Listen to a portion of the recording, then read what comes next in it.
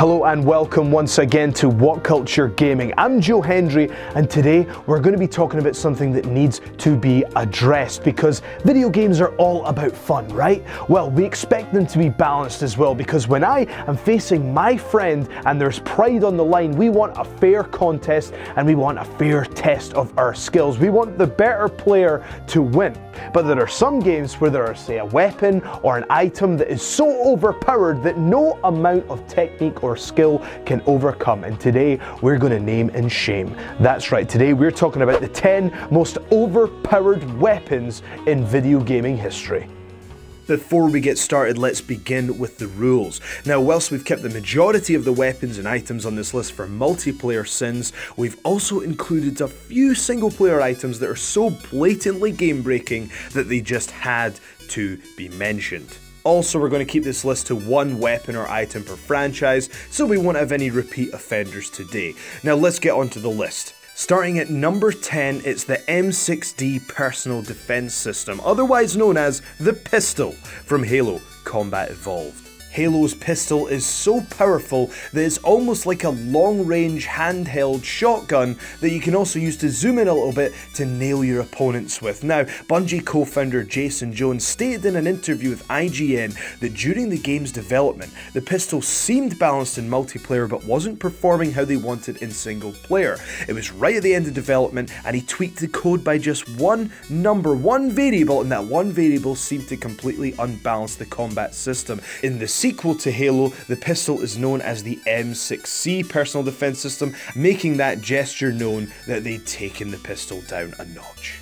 In at number 9, it's the first of 3 single-player offenders. It's Fierce Deity's Mask from The Legend of Zelda: Majora's Mask. In fairness, you do have to overcome some serious challenges to obtain Fierce Deity's Mask. You have to obtain all the other masks in the game to obtain this one, so you do have to go through a challenge to its credit. But once you do get that, it kind of makes the end boss of the game laughably easy. You've gone through all these difficult moments and you're hoping for that climactic final boss fight, but once you have this mask, it transforms you into Fierce Deity Link, which actually allows you to shoot these kind of laser type things from your sword and waste the final boss in a few brief moments, which may be fun but kind of ruins the final challenge of the game.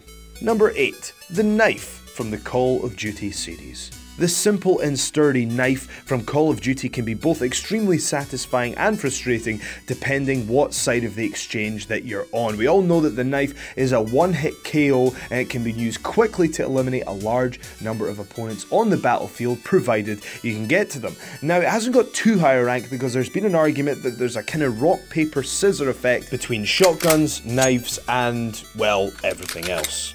And whilst the knife is guilty of being the reason for a number of broken down friendships and broken controllers, it is an integral part of the Call of Duty series and part of what makes online play so much fun with that game, so we haven't scored it too highly this time. In at number 7, however, it's the AWP Rifle from the Counter-Strike series. And let me just recap this one for you. It's long range, it's one-hit KO, and it's here to enrage everyone. Because it's not just one-hit KO to the head, it's also one-hit KO to, well, anywhere but the legs, really. And in a game that's all about speed, precision, reaction time, and making tactical decisions based on the weaponry available, it really just ends in a situation where everyone relies too much on this gun and either runs around manically trying to catch each other off guard, or just camping trying to scope each other from a distance. Now, developers have taken steps to reduce its dominance, but even after slowing the scoped movement, it's still unfair, resulting in many online servers completely banning the weapon in online play. In at number 6, from the Worms series, it's the Concrete Donkey.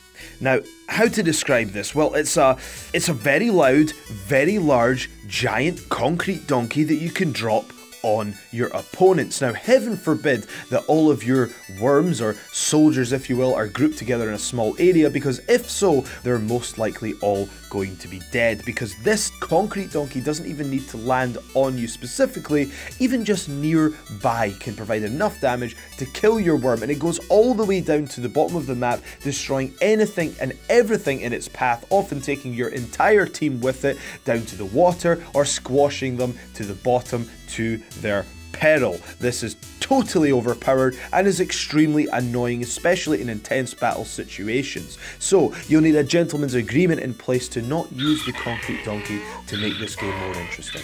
Number 5, from the Doom series, it's the BFG, otherwise known as the Big F***ing Gun.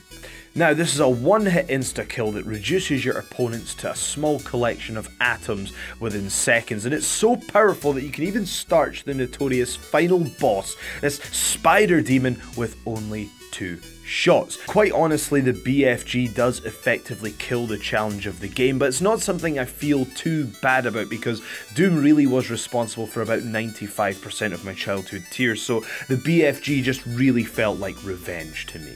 In at number 4 from the Smash Bros series, it's the hammer. Now this one requires a little bit of background because before we knew Mario as the platform jumping, princess saving, Koopa crushing plumber that we know and love, Mario applied his trade and paid his bills by bashing Donkey Kong's skull in with a giant hammer. Now it makes its return in Smash Bros and allows you 7.5 seconds of pure carnage, and that doesn't sound like a lot, but in this fast-paced beat-em-up, trust me, this is a lifetime. Each hit does 22 damage and has a high likelihood of instantly KOing your opponents. In at number 3, it's the PRL 412 from the Resident Evil 4 series. Now, I understand this is a surprise entry for a lot of folks, but let me just remind you how devastating this gun is, because I accept the fact that you don't get it in the original playthrough of the game, and you have to unlock it, and this, that, and the next thing, but once you do unlock it, it completely breaks the idea of boss fighting. Now, the gun is designed to kill the parasites within your enemies, which is fine for regular enemies, because you have to fully charge the shot to insta-kill them, which takes some time, and that's balanced. But for the bosses, it's absolutely ridiculous. This is perhaps most apparent in the final boss of the game, because all you have to do to take out this final challenge, which is supposed to be this mountain climb, testing your decision-making skills, your reaction speed, your use of resources, but no, all you have to do is equip this gun and click the button to fire, and you can waste the final boss in somewhere between 2 to 3 seconds. In at number 2 from the Mario Kart series, it's the spiked blue... No, it's not. No, it's not.